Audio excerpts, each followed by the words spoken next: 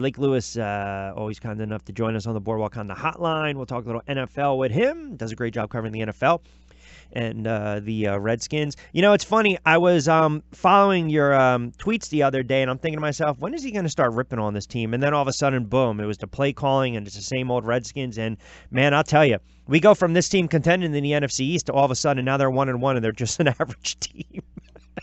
I mean, listen, they played average. Yeah. They looked average, and actually they looked below average. Let's just call it like it is. They're not as bad as they were on Sunday. I don't think that's going to be a repeat performance against the Packers. I think they'll be competitive, of course. But I think what we saw, Q, honestly, was a young football team that may have forgotten that you have to show up on Sundays, that they're just they had a chance to show the nation that maybe they're going in a different direction and it's not going to be like years past, and they went out and wet the bed, and we've seen that storyline here on many Sundays.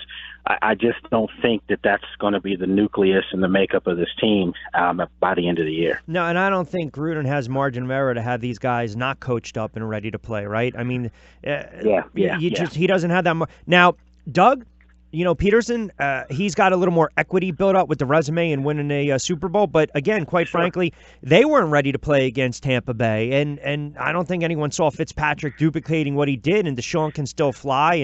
And then, listen, you've got the mess in New York, which I'm just – I listened to Shermer yesterday do a spot, and 20 times he mentioned we have to get better. And it reminded me of McAdoo last year saying, I have to look at the film and I have to look at the tape. And I'm telling you, if this guy doesn't get it quickly, he's not going to last in New York. Yeah, I mean, I just think the Giants, the problem with the Giants is the fan base. The fan base is used to seeing winning football teams. And it's one of the storied franchises in the NFL. And I mean, for that matter, pretty much all the NFC East teams are. They're historical teams. Yeah, but teams. Lake, their line stinks. Their line is horrible. Their line has one guy on that whole offensive line that other teams would covet. The other four guys, no one would want. There's a reason why Soldier is there at left tackle. The Patriots didn't want him. But he stunk. He stunk the last two games. Hernandez has stunk. Flowers is a human turnstile. Well, you know why? You know why Hernandez doesn't look good right now? One, he's a rookie. True, fair. And when he's a rookie playing with guys to his left and his right that aren't going to make him look better. So, I mean, if you pair that guy up, I tell you what, if that guy was a starting left guard here in this town, you'd be looking at a Pro Bowl caliber guy maybe this year or next year. Five games. I give them 5 games before I start to really understand their identity. And I'm telling you, they're ruining number 10. Their identity. No, they don't. And quite frankly, Dallas didn't have an identity until you watched them play defense the other night. Right, exactly. Dallas has no offensive identity. I mean, we know they like to run the football, but I think that's a little bit overplayed. I mean, you've got a really, great young running back in Dallas. What's he supposed to do, not run for 1,400 yards? Of course he is. They've got that great offensive line. I think the Cowboys realized last year when they tried to turn Dak Prescott loose that that's not his game. His game is to pretty much manage and take what defenses give him. If he has to pull the ball down and make something happen on occasion, do that. And I think they're getting back to that and basically put it on Zeke and get after it defensively. That's technically supposed to be the blueprint here in D.C. It's run the football, not be pass happy, and hopefully your defense, which, by the way, I'll give you a surprising stat. Defensively, as far as yards per game, Redskins are number 1 in the NFL defensively. So you go back to last week's game, they did their part for the most part. 2 turnovers. They basically held the Colts in check, except for 2 long drives the Colts had where they did score in the red zone. They did get 14 points off that, but it was just the offense was so putrid. It was unbelievable to watch considering what we watched the week before in Arizona. That was not the same game plan. Jay Gruden will never say this, but I'll say it. I think what happened was Redskins coaching staff had a game plan in that they thought they didn't have a backup for that game plan. And when that game plan didn't work early and often, they didn't have a backup. You didn't have a backup plan B, yep. They didn't, and they were stuck with it for the whole game, and the Colts were just teeing off on them. They knew their snap counts. The Colts defense last Sunday looked like the 2000 Ravens defense. It was unbelievable what I was watching, and the Redskins compounded it with turnovers, sloppy play, missed field goals. It was just a bad day if you were a Redskins supporter. Yeah, and the Redskins, they'll take on the Packers even with a gimpy Rodgers. The Colts, coincidentally enough, will take on the Eagles, who welcome back Carson Wentz under center. They bring back Matthews if they place Wallace on the IR. I've had a bunch of people, it's almost split. A lot of people want to see Wentz under center, but some people are a little hesitant, and they always revert back to the RG3. And I said it's apples and oranges because RG3 shouldn't have been out there. Shanahan ruined him. It's a totally different animal. With that being said, Wentz has been cleared. He's been medically cleared for contact. So in your estimation, he's got to be out there Sunday. Yeah, if he's been cleared and he's ready to go and he's been cleared, first and foremost, you'd have to be an absolute idiot to think that Doug Peterson and Jeffrey Lurie put him in harm's way would put their cash cow. I mean, this is the face of that franchise, not just for this year, but for the next 10, 12 years. So, 15 years, you're not going to do anything stupid. They're not trying to defend a Super Bowl at the cost of their best player. They really feel like he's ready to be back out there, and we're going to find out. Obviously, there's going to be some rust on him. I'm just curious to see, his and how he moves around.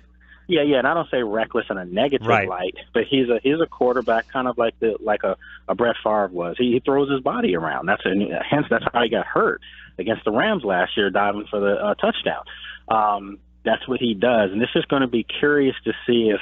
Clearly, he's going to have been told, get down. And he's going to probably hear that mantra all week. But once you're out there and the bullets are flying and you revert back to what you know, and this guy's a gamer. So will he get down or will he die for an extra yard or two? That's going to be interesting to see. A couple more on this Wednesday. What do you make of the whole Steelers and with the Bell situation, and then you got the Brown situation? And I was telling Josh this the other day, it's not going to shock me if Ben turns around in 3 or 4 more weeks and says, you know what, I don't know, we'll talk about next year during the offseason. It's just all this drama, all this nonsense, and it's just you start to see that this, the defense stinks. They're not helping the cause out, right? And offensively, it puts more strain on that offense. But listen, I think this team's in trouble. I know it's only week 3, but I think they're in trouble. No, I think they're definitely in trouble. But I will say this: I think a lot of it is being overblown. It's a storyline. It's something to talk about, and we're talking about one of the top 2 or 3, 4 or 5 players in the league, and Antonio Brown. And, listen, that guy's a competitor. That's why he's one of the top players in the league. He wants to win. And when you don't win and you maybe feel like you could do more by getting the ball. He got targeted 16 times. Yeah, but to him, in order for him to win, he probably wants to get targeted 32 times. I mean, that's just that competitive nature. And I don't have a problem with that. What I do have a problem with is that when it starts to become a little immature. And it's okay to gripe and complain and just say, hey, man, I need the ball more. I can get us out of this slump, whatever. That's one thing. But to take it to social media, to run a little bit further with it than you need to, especially considering your form that's out there, being one of the most important players in the league, stop that. And I think Mike Tomlin and him, they have a great relationship. I'm sure Mike Tomlin has gotten to him. I don't think you're going to see that this week, win, lose, or draw for Pittsburgh. They've had both this year, so I don't think you're going to see that.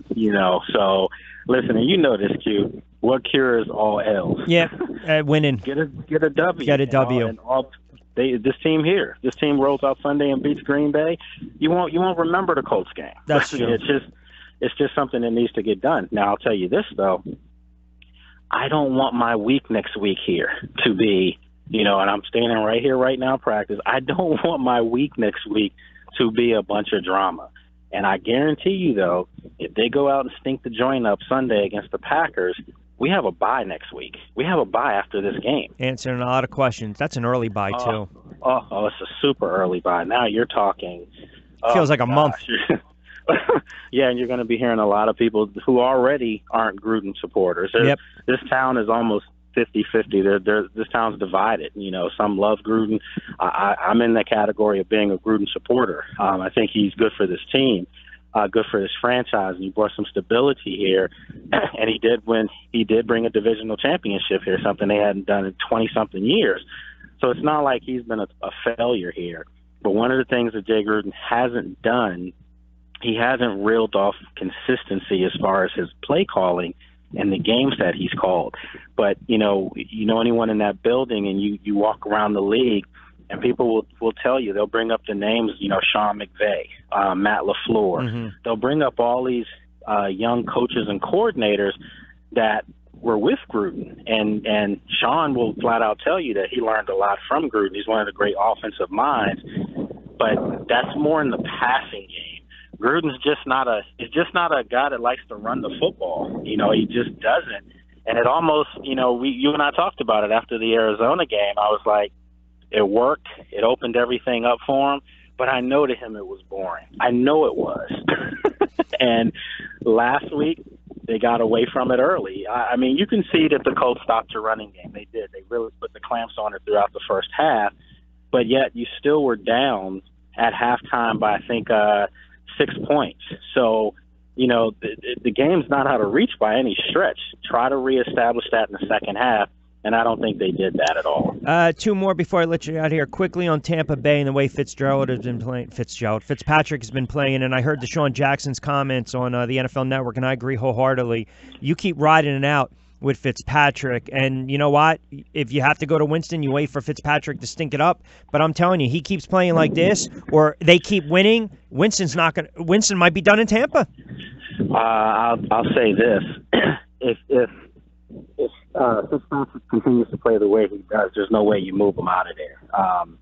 Jameis didn't play bad last year. He actually had a pretty decent year last year in Tampa. However, there's a little bit of magic right now, and guys look like they're having fun. Exactly. And when Deshaun backs you, that's something. Yep. And we're talking about a guy that wanted out of Tampa. I can personally tell you that. He wanted out of there. He wasn't having fun. He didn't feel like he was a big part of the offense, and Jameis didn't really target him that much. Fitzpatrick knows who his bread and butter is, and by doing that, it's opened up the side of the field, for their other receivers. So I'm looking at this Tampa team like this game against Pittsburgh. I think that's who they play this Yes, week. They do. This game against Pittsburgh is going to be could be a crazy game. It's almost a must-see football game because the Steelers are on the verge of going, 0-2-1, which is just horrific for a team that people thought could, challenge the Patriots or the Jaguars for the Super Bowl. But now you're talking about a Tampa team that people were surprised that they brought back Cutter as their coach, So they're on the verge of being 3-0, having a top seed in the NFC right now, early in the season. So I'm looking forward to seeing that one. It got about 30 seconds. Jacksonville, the best team in the NFL right now, or best defense, or do you give that to the Rams the way they're playing early on? I'm going to go with the Rams just because I think if those two teams played, I think the Rams may be able to drive the ball further down the field on the opposing team's defense to win that game 3-0. I like that answer. All right, listen, I know you're out there in practice. We'll do it again next week. I always appreciate a couple moments, pal. Enjoy the games this weekend. All right, take care. All right, you got it. My friend Lake Lewis does a great job, as always, covering the NFL and the Skins.